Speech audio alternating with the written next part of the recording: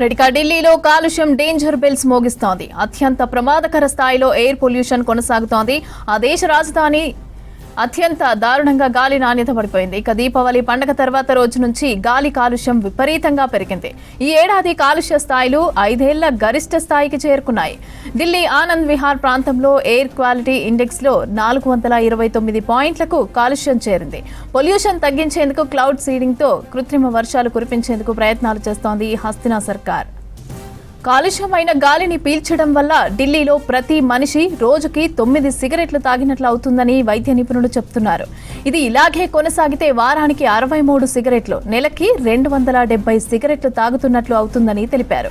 ఈ కాలుష్యం తగ్గకపోతే ప్రజలు క్యాన్సర్ వ్యాధి బారిన పడే అవకాశం ఉందని డాక్టర్లు చెబుతున్నారు. మాస్క్ తప్పనిసరిగా ధరించాలని, అనవసరంగా బయట తిరగవద్దని డాక్టర్లు ఇప్పటికే సూచనలు చేశారు. ఎయిర్ ప్యూరిఫైయర్ తప్పనిసరిగా వినియోగించాలని అన్నారు. 3 రోజులుగా గాలి పీల్చుకునేందుకు ఇబ్బందులు పడుతున్నారు ఢిల్లీ వాసులు.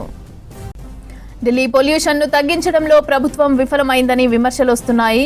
ప్రతిపక్షాలు ఢిల్లీ ప్రజలు కాలుష్యాన్ని పీల్చుకోలేక ఉక్కిరిబిక్కిరి అవుతున్నా బీజేపీ చర్యలు తీసుకోకపోవడం దారుణమని అన్నారు. ఢిల్లీని చుట్టుముట్టిన వాయు కాలుష్యంపై బీజేపీ సమాధానం చెప్పాలని డిమాండ్ చేశారు కాంగ్రెస్ పార్టీ రాజ్యసభ ఎంపీ అభిషేక్ మను సింఘ్వి. 3 రోజులుగా గాలి మసిబారిపోయిందన్నారు.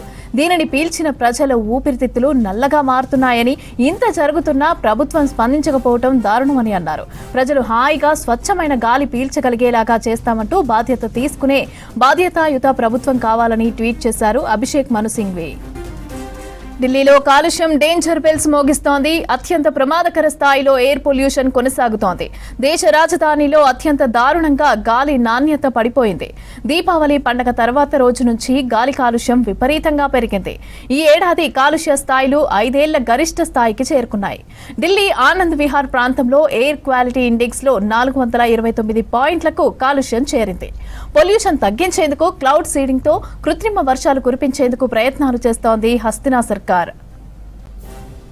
కాలుష్యమైన గాలిని పీల్చడం వల్ల ఢిల్లీలో ప్రతి మనిషి రోజుకి 9 సిగరెట్లు తాగినట్లు అవుతుందని వైద్య నిపుణులు చెబుతున్నారు.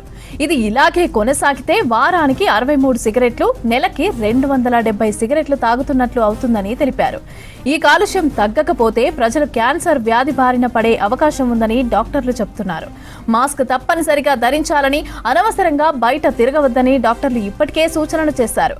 ఎయిర్ ప్యూరిఫైయర్ తప్పనిసరిగా వినియోగించాలని అన్నారు. 3 రోజులుగా గాలి పీల్చుకునేందుకు ఇబ్బందులు పడుతున్నారు ఢిల్లీ వాసులు.